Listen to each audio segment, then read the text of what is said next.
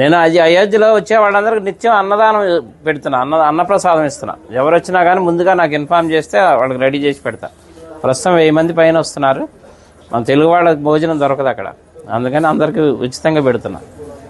ఇంతకుముందు రాముల వారికి 5 వెండి ఇటుకలు ఇచ్చాను శంకుస్థాపనకి. మోడీ గారు శంకుస్థాపన చేశారు కదా, నా అదృష్టం బాగుండి ఆ ఇటుకలతోనే శంకుస్థాపన చేశారు. దాని మీద ఇప్పుడు గుడి తయారైంది. తర్వాత రాముల వారికి బంగారు పాదుకలు చేయించా, వెండి పాదుకలు, బంగారు పాదుకలు. వెండి పాదుకలు తీసుకొని దేశం అంతా అన్ని దేవాలయాల్లో పూజలు చేయించా. బంగారు పాదుకలు తీసుకొని రాముల వారి రామేశ్వరం నుంచి అయోధ్య వరకు నడిచి వెళ్ళాను. అది కూడా రాముల వారు నడిచిన దారిలో వెళ్ళా, డైరెక్ట్ వెళ్ళిపోకుండా వెళ్ళి ఇప్పుడు అక్కడే స్థిరనివాసం ఉంటున్నాను. తర్వాత ఇప్పుడు ధనుసు చేయించా 14 కిలోలు. రాముల వారి వనవాసం 14 సంవత్సరాలు, అందుకని 14 కిలోలు చేసా. కిలో బంగారం, 13 కిలోలు వెండి. ఇది రాముల వారికి కోదండరాముడికి వచ్చాయి, చేతిలో ఉంటుంది. ఫస్ట్ ఫ్లోర్లో వచ్చాయి రాముల వారి చేతిలో. ఇప్పుడు నా మిస్సెస్ అక్కడే ఉంది అయోధ్యలోనే, నిత్యం అన్నప్రసాదం ఆమె చూసుకుంటుంది అక్కడ. వచ్చి చెన్నై అండి, జిఆర్టీ వాళ్ళు చేశారు. అలాగే నేను ఒక పెద్ద గుడి కడుతున్నా అయోధ్యలో. అంటే రాముల వారి గుడి ఉందిగా ఇంకెందుకు అనుకుంటారేమో. నేను పెట్టేది వంశవృక్షం. బ్రహ్మ దగ్గర నుంచి లవకుశుల తర్వాత కూడా 20 మంది ఉన్నారు, ఇంకా మొత్తం 64 మంది. తర్వాత సీతమ్మ వారి వంశం, చంద్రవంశం, సూర్యవంశం, చంద్రవంశం, మొత్తం 450 విగ్రహాలు వస్తాయి. అంటే రాముల వారి వంశంతో పాటు రాముల వారికి అనుబంధం ఉన్న ఎవరెవరు ప్రముఖ వ్యక్తులు, మహా ఋషులు ఉన్నారు కదా, సప్త ఋషులు, వాళ్ళకి ఎవరెవరు సాంగత్యం ఉందో అందరి విగ్రహాలు పెట్టిస్తున్నా. ఎందుకంటే మన ముందు తరాలు వాళ్ళకి తెలియాలి రాముల వారి వంశవృక్షం అంతా.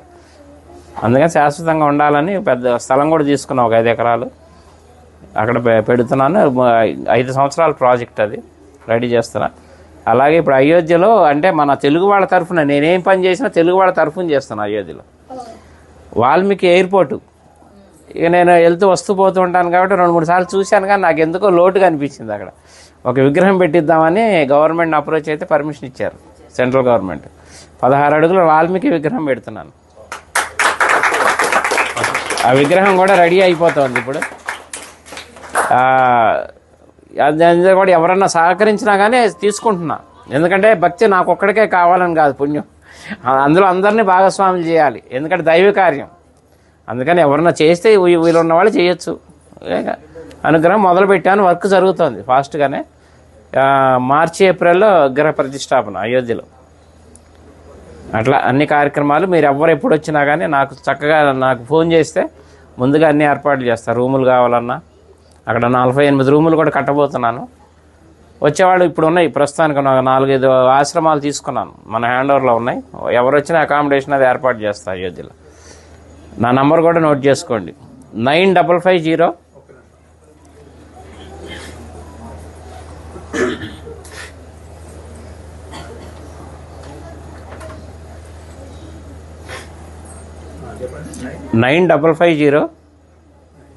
754-389. చల్లా శ్రీనివాస్ శాస్త్రి అయోధ్య అని పెట్టుకోండి.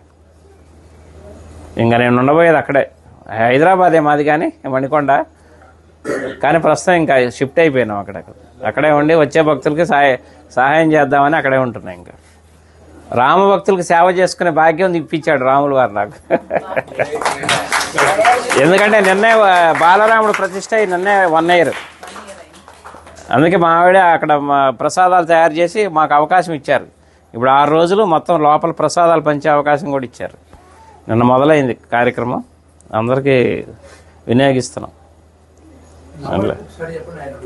9550-754-389. చల్లా శ్రీనివాస్ శాస్త్రి అయోధ్య. ఓకేనా? ఎవరు ఏ టైంలో చేసినా కానీ నేను అందుబాటులో ఉంటాను.